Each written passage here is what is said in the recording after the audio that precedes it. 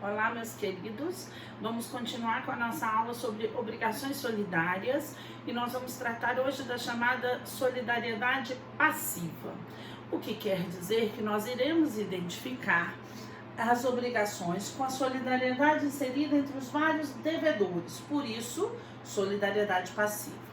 E quando nós falamos de solidariedade passiva, o Código dispõe sobre esse tipo obrigacional a partir do artigo 275. Então vamos lá identificar o que ele trata para a gente acerca, das disposições gerais desse tipo obrigacional. E ele diz o seguinte: o credor tem direito a exigir e receber de um ou de alguns dos devedores, parcial ou totalmente, a dívida comum. Então vamos parar aí. O que o Código Civil até aqui externa para a gente na solidariedade? Ele está mostrando para a gente a chamada unidade de prestação. A unidade de prestação, ela concede ao credor o direito de exigir a totalidade, mas não obriga o credor a exigir a totalidade. Isso quer dizer o quê? Que no vencimento aqui, nosso credor A, ele vai poder cobrar ou 3 mil, ou 3 mil, ou 3 mil. Ele tem direito a exigir a totalidade, mas nada impede que ele exija por partes. Então ele pode cobrar 1.000, 1.000 e 1.000, 1.500 e 1.500, 1.000 e 2.000, do jeito que ele achar viável. E isso difere a solidariedade das obrigações indivisíveis, porque lá ele tem que exigir no todo, aqui não. Aí vamos continuar no artigo. Ele vem e diz o seguinte: se o pagamento tiver sido parcial, todos os demais devedores continuam obrigados solidariamente pelo resto. Então tá, vamos dizer que no vencimento ou antes do vencimento, tanto faz, este devedor D chegou aqui e falou: credor A, eu vou te pagar aqui R$1.000. Se o credor A quiser, ele pode receber os R$1.000, não é obrigado, mas pode. Se ele receber os R$1.000, no que foi pago, extingue a dívida de todos. Então, a dívida de B, de C e de D estará extinta em R$1.000, valor que foi pago frente ao credor A. Sobrou a dívida? Sobrou, de R$2.000. Aí o código está ressalvando: os demais devedores continuam solidariamente responsáveis pelo resto, ou seja, não extinguiu a solidariedade a realização de um pagamento parcial. Isso é o que o professor Venosa chama de princípio da refração, tá? Aí nós vamos para o parágrafo único, que diz o seguinte: não importará a renúncia da solidariedade a propositura de ação pelo credor contra um ou alguns dos devedores. Então vamos entender isso. O que o Código Civil está querendo contar aqui pra gente? Que aqui, quando existir, se a dívida estiver, por exemplo, vencida e não paga, o credor A resolveu cobrar, ninguém pagou, ele resolveu ir lá na justiça. Ele pode ir na justiça? Claro que pode. Isso aqui é uma obrigação civil, quer dizer que ela tem débito e obrigatio, então ela é exigível. O credor A, quando ele vai na justiça, ele tem a opção de acionar somente o B, alguns, B e C, ou todos os devedores. É uma opção dele. Isso quer dizer o quê? Que se ele optar, por exemplo, vou pegar o D que já está marcadinho aqui. Se ele optar em cobrar do D, foi lá na justiça, entrou com ação somente contra o D, não formou um litisconsórcio. Qual é a consequência? Se ele receber, maravilha. Se, no entanto, chegar uma execução frustrada, o credor ainda pode cobrar ou de B ou de C, porque cobrar de um não quer dizer eximir os demais da solidariedade. Bom, isso é o que está previsto no artigo 275. Aí nós vamos lá para o artigo 276, que diz o seguinte: se um dos devedores solidários falecer deixando herdeiros, nenhum destes será obrigado a pagar senão a cota que corresponder ao seu quinhão hereditário, salvo se a obrigação for indivisível. Bom, o que a gente nota aqui? Que a previsão do artigo 276, na primeira parte, ela é exatamente igual à previsão que nós vimos na solidariedade ativa lá no artigo 270. Ela se refere à situação dos herdeiros de um devedor solidário. Só que no 270 ele fala dos herdeiros de um credor solidário. No 276 ele fala dos herdeiros de um devedor solidário. Até aqui, exatamente iguais. Isso quer dizer o quê? B, C e D são devedores solidários. Sabemos que no vencimento, qualquer um deles, se cobrado, deverá pagar a totalidade. Mas aí, antes do vencimento da obrigação, este devedor morre. Quando o D morre, o que nós sabemos? Quando uma pessoa morre, os débitos dela se transferem aos seus herdeiros. Vou usar o mesmo exemplo da solidariedade ativa. Vamos dizer que ele deixou 2 herdeiros, E e F, que por ordem sucessória substituem o pai nessa obrigação. Primeira coisa que nós temos que nos perguntar é: E e F são solidários? Não são, né? Por que eles não são solidários? Porque eu não posso presumir pela solidariedade. Se eles não são solidários, qual é a obrigação deles? Eu vou analisar aqui, ó, uma pluralidade de sujeitos frente a um objeto que permite repartição. Então, a obrigação é divisível. E se ela é divisível, vai ser cumprida por cotas. Ah, então tá. Eu vou pegar a cota de D, que corresponde a 1/3 ou R$1.000, e vou dividir igualmente entre os vários herdeiros. Como são 2, cada um responde por metade daquele 1/3 que seria do pai. Ou seja, cada um aqui pagaria R$500. Pronto. Os demais devedores continuam respondendo solidariamente. Isso quer dizer que E deve R$500 ao A, F deve R$500, B deve R$2.000 ou C deve R$2.000. Pronto, não mudou nada do que nós vimos lá no artigo 270. Aí o legislador fala, salvo se a obrigação for indivisível. Aí vamos lá, vamos mudar o objeto da obrigação aqui. Eu tenho agora que B, C e D são devedores solidários numa obrigação que consiste na entrega de um cavalo devidamente especificado no contrato. Quer dizer que no vencimento, credor A vai cobrar a totalidade ou de B, ou de C, ou de D. Por quê? Porque a obrigação é indivisível? Não. Porque a obrigação é solidária, eles respondem unidade de prestação. Antes do vencimento, D morreu. Qual a consequência? Os herdeiros vêm substituir E e F. E e F são solidários? Não. Por que E e F não são solidários? Porque eu não posso presumir pela solidariedade. Então eu tenho que classificar a obrigação deles, que é de que natureza? Eu tenho pluralidade de sujeitos frente a um objeto que não admite repartição. Então a obrigação deles é indivisível. Ah, então vamos lá. No vencimento, se o A cobrar de E, vai ter que entregar a totalidade, porque a obrigação é indivisível. Se ao invés de ele cobrar de F, tem que entregar a totalidade, porque a obrigação dele é indivisível. Se ao invés de E e F cobrar de B, vai ter que entregar a totalidade. Por quê? Porque a obrigação dele é solidária. Se ao invés de B cobrar de C, vai ter que pagar a totalidade. Por quê? Porque a obrigação é solidária. Notem que não é nada diferente do que nós vimos lá no artigo 270. Qual é a única diferença que o 276 traz? A segunda parte. E aí vamos lá. Olha o que ele diz aqui. Mas todos reunidos serão considerados como um devedor solidário em relação aos demais devedores. Então vamos entender isso. Eu vou mudar o objeto para ficar mais fácil para vocês visualizarem o que eu quero dizer aqui com essa segunda parte do artigo 276. Eu tenho aqui então aqueles nossos R$3.000. Da mesma forma, D morreu, os herdeiros substituíram, sabemos que eles não são solidários, respondem com um quinhão sobre a cota do pai, que é o que está na primeira parte do artigo. Só que o legislador fala assim, mas existe um momento em que eles estarão reunidos, e reunidos eles respondem como um devedor solidário. Isso quer dizer o quê? Que neste momento, que nós ainda não sabemos qual é, se o credor A for cobrar ou de E ou de F, ele vai cobrar a totalidade, porque eles respondem como solidários. Isso é presunção, professora? Não. Por quê? Porque é a lei descrevendo. E aí vamos entender que momento seria esse. Toda vez que uma pessoa morre, segundo a legislação civil, a família ou os credores, os interessados, têm que proceder à abertura de inventário. O inventário é um procedimento que pode ser judicial ou extrajudicial. Eu vou tomar o judicial como base só para a gente ter um raciocínio, porque ele ainda é um procedimento de regra. Então, o procedimento do inventário, seja judicial ou extrajudicial, ele serve para regularizar a situação deixada pelo decurso. Quer dizer que ele serve para regularizar a situação que foi deixada por aquela pessoa que faleceu.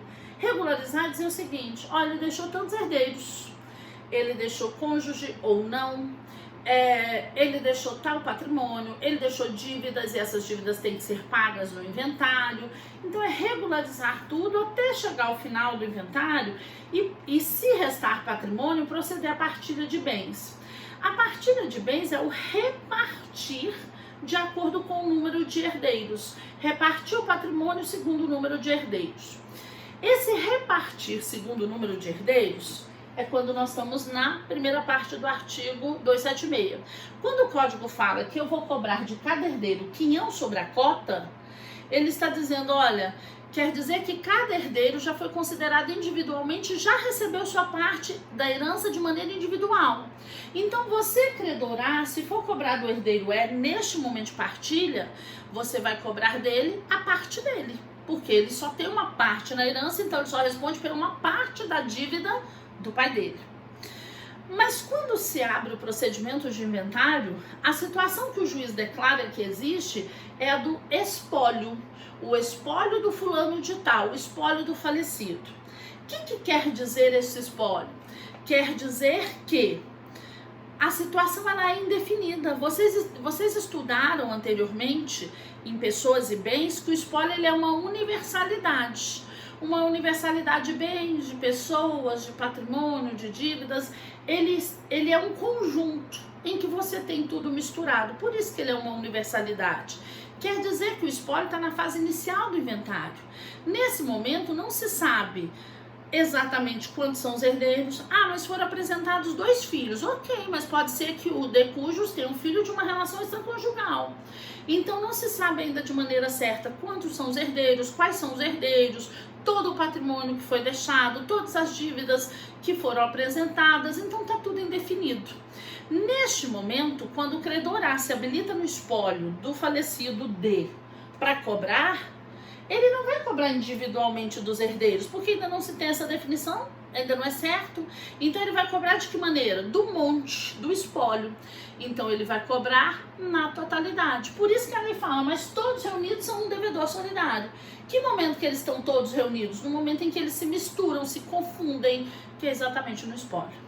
Ok?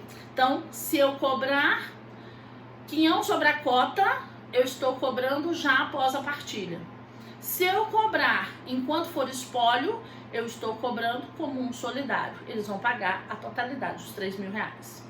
Bom, aí nós vamos lá para o artigo 277, que diz o seguinte: o pagamento parcial feito por um dos devedores e a remissão por ele obtida não aproveitam aos outros herdeiros, senão até a concorrência da quantia paga ou relevada. Cuidado com a redação desse artigo, né? Que elas nos levam ao primeiro raciocínio equivocado. Ela fala, ó, o pagamento e a remissão feito por um não aproveita os demais. Quer dizer que se um pagou, não alcançaria os demais. É a primeira ideia. Mas por que ele começa com essa redação? Porque ele vem na segunda parte e fala, se não, até a concorrência da quantia paga ou relevada. Ele quer dizer o seguinte, se for parcial, vai alcançar todo mundo. E vamos entender isso aí. Vamos pensar aqui na seguinte situação. Eu continuo com A, B e C, com o credor A, credor de B, C e D, que são solidários numa obrigação cujo objeto vou manter nossos R$3.000 aqui. Quando nós falamos aqui que a obrigação é solidária, nós estamos dizendo que ou B, ou C, ou D, qualquer um deles terá que pagar a totalidade no vencimento. O artigo está se referindo tanto ao pagamento quanto à remissão. Vamos falar primeiro de pagamento, daqui a pouco a gente fala de remissão. Deu-se o vencimento da dívida. Este devedor D, ele foi procurado pelo A. O credor A falou, D, vim receber o pagamento. Nós sabemos que o D é obrigado a pagar a totalidade. Mas vamos dizer que ele fale assim, credor A, hoje eu só tenho R$2.000 dos 3.000 que eu lhe devo. Se o A quiser, ele pode receber esses R$ 2.000. Vamos dizer que ele recebeu. D foi lá, pagou R$ 2.000 ao A. O que a lei fala? O pagamento feito por um não aproveita os demais, senão até a concorrência da quantia paga. Ou seja, esse pagamento só aproveita os demais no valor que foi pago. Se foi paga toda a dívida, vai extinguir a dívida não só de D, mas de B e de C na totalidade. Agora, se for um pagamento parcial, como no meu exemplo, vai extinguir a dívida também para B e C, mas no alcance da parte em que foi paga. É isso que o legislador está dizendo.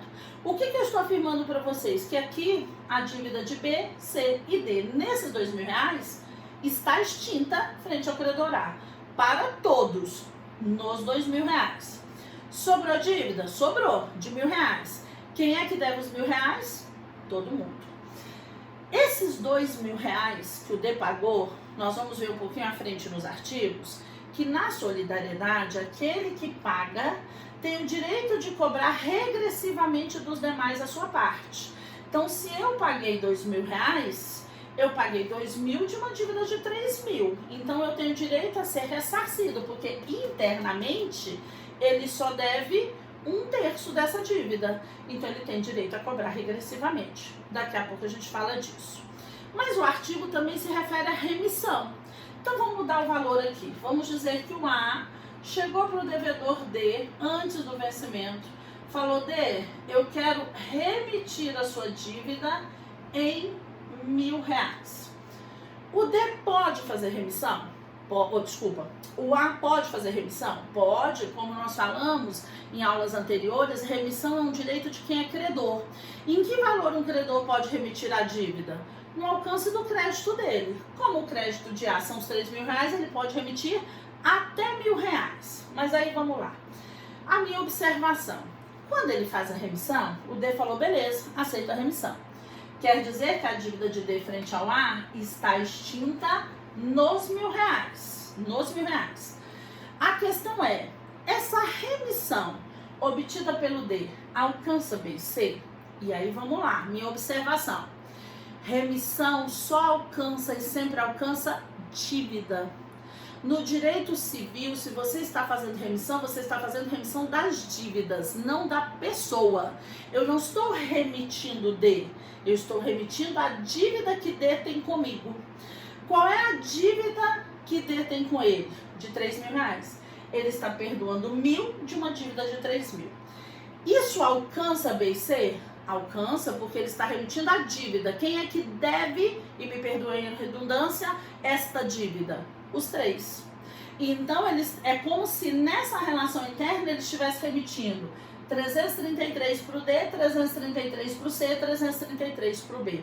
Então, remitiu para um, alcança todos os demais.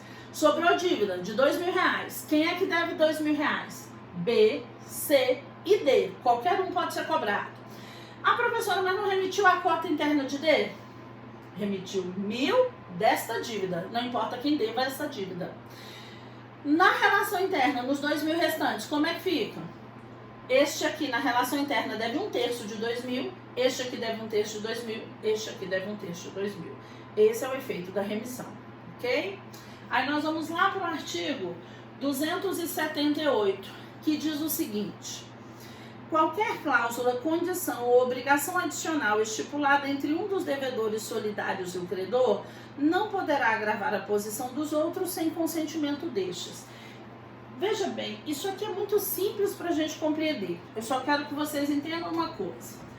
Toda vez que eu falo de solidariedade, solidariedade é a divisão de responsabilidade, não de prejuízo. O devedor solidário, ele está na obrigação dividindo a responsabilidade com outro solidário. Essa é a visão da lei. Não importa se a solidariedade se originou do contrato ou de disposição da lei. Eu não estou na obrigação solidária para assumir prejuízos. Eu estou na obrigação solidária para ser solidária, para compartilhar a responsabilidade. Isso quer dizer que foi por isso que o legislador criou a corresponsabilidade, que é aquela característica que nós vimos na nossa primeira aula de solidariedade. Eu, sujeito solidário, seja credora ou devedora, eu tenho autonomia na obrigação. obrigação. Eu estou como se fosse única, então posso atuar da maneira como eu quiser. Mas se eu solidário ocasionar prejuízo para o outro solidário, eu vou indenizá-lo, porque eu sou o corresponsável. Por isso que o ato de um sempre alcança os demais, porque se gerar prejuízo, ele indeniza. Quando nós estamos falando do artigo 278, a lei foge um pouquinho dessa regra de raciocínio. Ele continua atribuindo autonomia ao solidário, mas ele fala, veja bem, você que é devedor solidário, você já é parte onerada, porque você está assumindo um todo de uma dívida. E está, porque aqui se ela fosse divisível, o devedor desse assumiria um terço, esse aqui um terço, esse aqui um terço da coisa ser entregue. Se ele é solidário, ele diz que ele vai pagar o todo, ou este vai pagar o todo, ou este vai pagar o todo. Olha o tanto que aumentou a responsabilidade. Pensando nisso, o Código Civil falou assim, devedor solidário, você tem autonomia para você fazer o que quiser, mas aqui eu vou preservar os demais solidários. Quer dizer que qualquer cláusula, obrigação adicional que for convencionada entre um solidário e o credor, ela é válida, ela existe, mas ela só vai gerar efeitos, só vai alcançar os demais se vinculada ao consentimento deles. Então, por exemplo, B, C e D devem ao credor A 100 sacas de um determinado cereal, por exemplo, de arroz. E eles ficaram de entregar essas 100 sacas na data X estipulada no contrato. Estabeleceram os sujeitos que existe uma multa contratual para o caso de descumprimento. Caso os devedores não entreguem no vencimento, eles vão incorrer nessa sanção. Bom, esses 3 devedores estão preocupados porque, sei lá, em razão de uma questão de mercado, ou como nós estamos vivendo agora, né, em razão aí de um vírus altamente, né, letal, como a gente está vendo, eles estão tendo que trabalhar com um número menor de pessoas, então talvez eles não consigam colher a safra em tempo hábil para cumprir a obrigação no vencimento. Fato é que a preocupação deles é o valor da multa. Bom, sem convencionar nada com os demais, devedor D sozinho, na minha hipótese ele está sozinho, chegou para o credor A, falou assim, credor A, eu gostaria de lhe fazer uma proposta. Gostaria que você prorrogasse a data de vencimento da obrigação para a gente. Então, ao invés dela vencer, vamos supor, no dia 30 deste mês, você coloca mais 10 dias aí, que é o que a gente precisa para concluir a colheita sem prejuízo. E aí, ao invés de nós te entregarmos 100 sacas de arroz, nós vamos te entregar 100 sacas de arroz. Vou pôr aqui, eu não sei se a proporção tá boa ou ruim, tá? Vamos considerar que esteja. Eu lhe entrego mais 20 sacas, por exemplo, de trigo. Pronto, é um acordo. Ele está dizendo, você aumenta o prazo e ao invés de eu lhe entregar coisa X, eu lhe entrego X mais Y. Um acordo. Se o credor A quiser, nós sabemos que ele poderá aceitar. Por quê? Porque é um acordo feito entre o credor da totalidade e devedor da totalidade. Lembre-se que ele está na obrigação como se ele fosse o único devedor. Plenamente cabível o acordo. Mas, vamos pensar o seguinte, posso afirmar, vamos considerar que o A falou, tudo bem, eu aceito. Então, vocês não pagam a multa, eu prorrogo o vencimento e vocês me entregam arroz e trigo. O acordo aqui é válido, não tem nenhuma das ressalvas que vocês estudaram de invalidade lá, que vocês viram em fatos jurídicos, tem todos os requisitos, é o credor do todo negociando com o devedor do todo, plenamente válido, é cabível o acordo. E como os dois aceitaram o acordo, eu posso tranquilamente afirmar que este acordo foi viável para o A e para o D. Mas aí vem a pergunta, será que este acordo tem a mesma viabilidade para B e para C? Eu não sei. Ah, professora, mas é vantajoso, a multa era alta, mas eu não sei se para B e C é mais viável pagar a multa, ou se B e C acham que o acordo não deve ser feito porque eles irão cumprir no vencimento. Então, qual é a consequência? A consequência é que este acordo, ele pode, ainda que minimamente, agravar a condição de B e C. O que então o legislador falou? Que este acordo só valerá para B e C se existir, portanto, anuência com consentimento deles, que pode ser até verbal, mas tem que ter anuência ou consentimento deles. Se eles disserem tudo bem, isso aqui muda as condições da obrigação para os 3. Se eles disserem que não, eles continuam com a obrigação de entregar 100 sacas de arroz naquela data X de vencimento. Professor, e como é que fica o acordo de A e D? Ele vai perder viabilidade, né? O que adianta eu combinar uma data de prorrogada de vencimento, sendo que esses aqui podem cumprir antes? Então, inviabilizaria o acordo. É isso que o Código Civil está dizendo. Se o acordo puder minimamente agravar a situação dos demais, ainda que seja mínima, traga os demais para participarem. Senão, não adianta você ter acordo com validade e sem gerar efeitos. Bom, aí nós vamos lá para o artigo 279, que diz o seguinte: impossibilitando-se a prestação por culpa de um dos devedores solidários, subsiste para todos o encargo de pagar o equivalente, mas pelas perdas e danos só responde o culpado. Então vamos pensar o seguinte: eu continuo com B, C e D aqui, devedores solidários de A, numa obrigação, eu vou manter o arroz aqui, que consiste na entrega de 100 sacas de arroz. Convencionaram os três sujeitos internamente que esse arroz ficaria na fazenda do D para que no vencimento ele fizesse a entrega ao credor A. Só que, antes do vencimento, por descuido de D, este arroz pereceu. O que nós sabemos? Do perecimento do objeto da obrigação com culpa do devedor, porque houve falta de zelo, a obrigação se converte no equivalente mais perdas e danos. Primeira coisa que a gente tem que saber: a obrigação continua solidária? Continua, porque solidariedade está entre os sujeitos. O que pereceu aqui? O objeto. De que maneira, então, credor A vai cobrar? Na totalidade, porque os devedores continuam solidários. Mas vai cobrar na totalidade de quem e o que? Aí vamos lá. Primeira coisa que o credor A vai querer cobrar: o equivalente. A contraprestação. Eu paguei para receber o arroz, eu não estou recebendo o arroz, então me devolva meu dinheiro. Este equivalente, vou colocar naqueles nossos 3 mil reais para não gerar, né, nenhuma confusão. Este equivalente, ele vai cobrar de quem? Daquelas pessoas para quem ele pagou. Então ele pagou 3 mil reais para quem? Para B, C e D, para no vencimento eles entregarem o arroz para ele. Então, de que maneira ele vai exigir o equivalente? Na totalidade de todos eles, de qualquer um deles. Então, tanto que a lei fala, subsiste para todos o encargo de pagar o equivalente. Então, ele vai poder cobrar os 3 mil reais, ou de B, ou de C, ou de D. Recebeu o equivalente, o que ele vai discutir agora? Perdas e danos. Vamos dizer que essas perdas e danos somaram aqui 2 mil reais.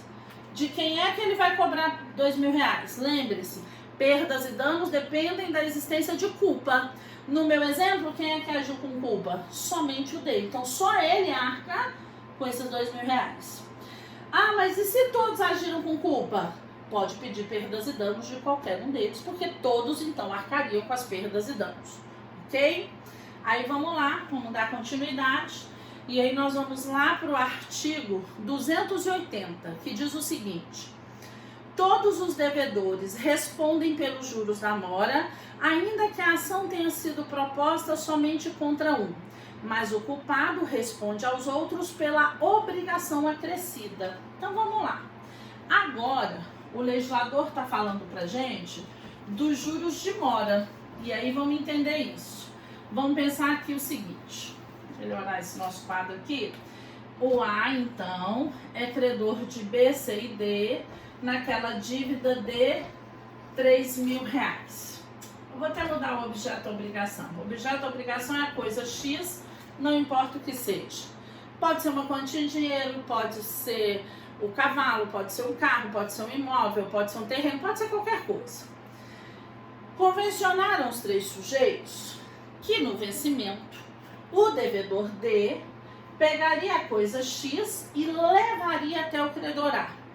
Vamos dizer que essa coisa X sejam aqueles nossos 3 mil reais, para ficar mais fácil para vocês visualizarem. Só que no vencimento o devedor D não levou os 3 mil reais para o credor A. Quer dizer, então, que houve inadimplemento. Do inadimplemento, configura-se a mora, que é o cumprimento retardado da obrigação. Já falamos dela lá nas consequências das divisíveis e indivisíveis. O que quer dizer que, frente ao credor, a obrigação está descumprida. Quem é que está em mora frente ao credor? Os três. porque ninguém cumpriu. Então, o que o credor vai ter o direito de exigir aqui? O valor da dívida, a coisa X, objeto obrigação, acrescido das sanções da mora, dos juros de mora.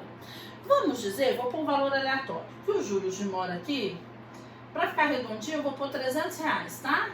Vou pôr R$100. Vamos dizer que os juros de mora somaram R$100. Quer dizer que o credor A tem direito a exigir R$3.100, ou de B, ou de C, ou de D, porque todos estão em atraso frente ao credor. Vamos dizer que o B realizou o pagamento, pegou os R$3.100 e entregou ao credor A.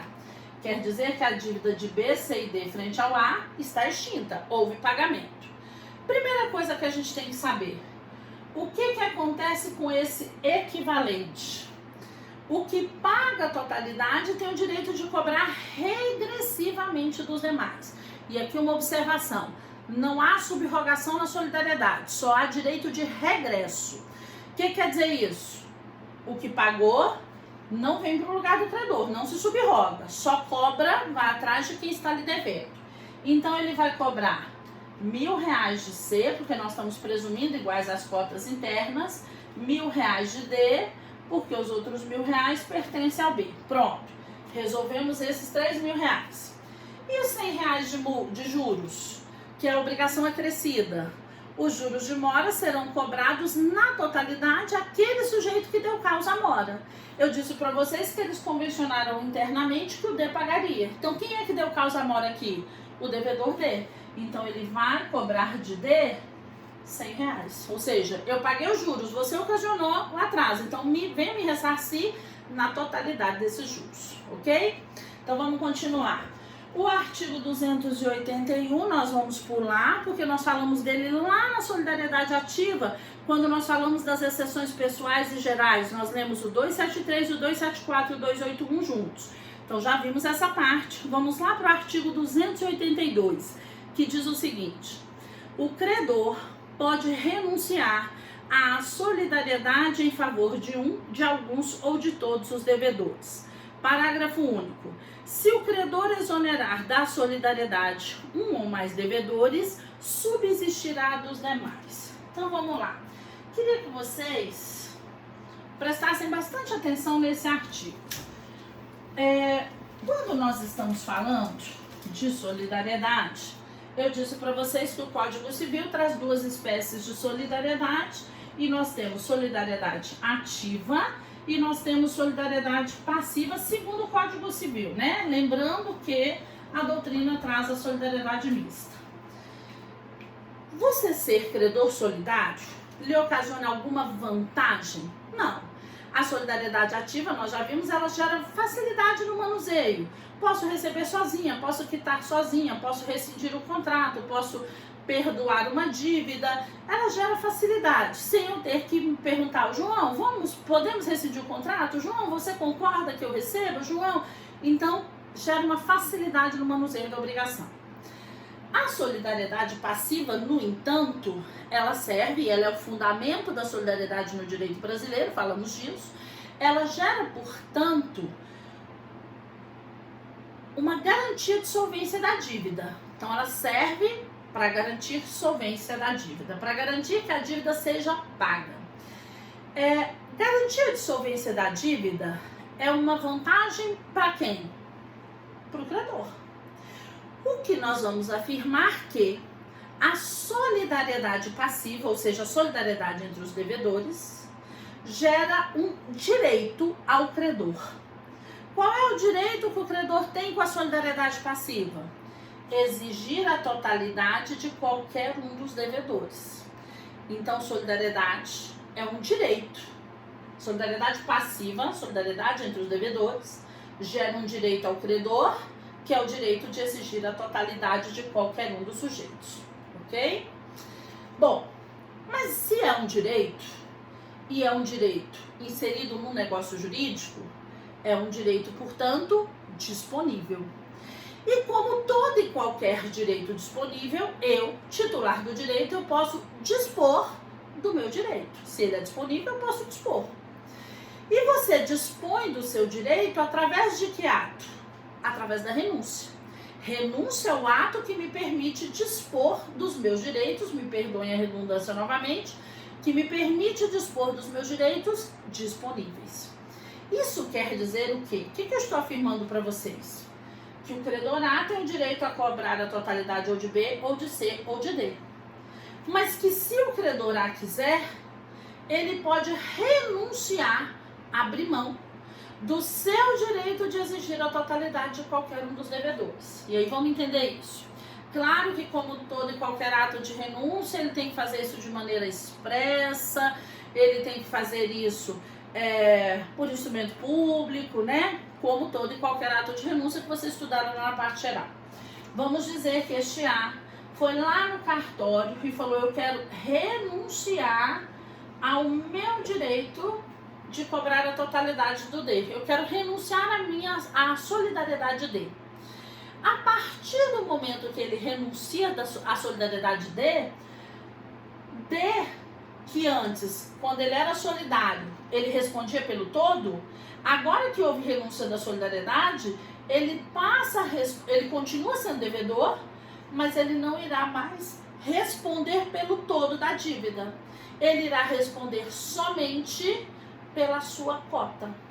Quer dizer que a obrigação dele fica distinta da responsabilidade dos demais. Mas aí vamos lá.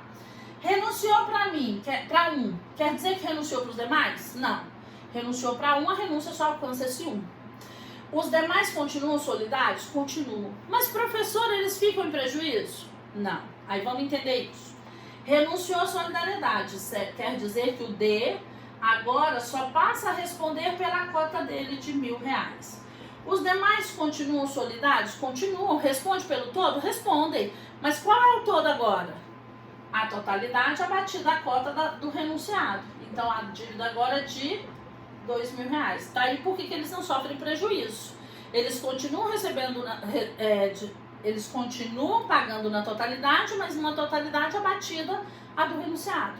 Quer dizer que no vencimento, o A aqui só tem direito a cobrar de D R$1.000. E só tem direito a cobrar ou de B ou de C R$2.000.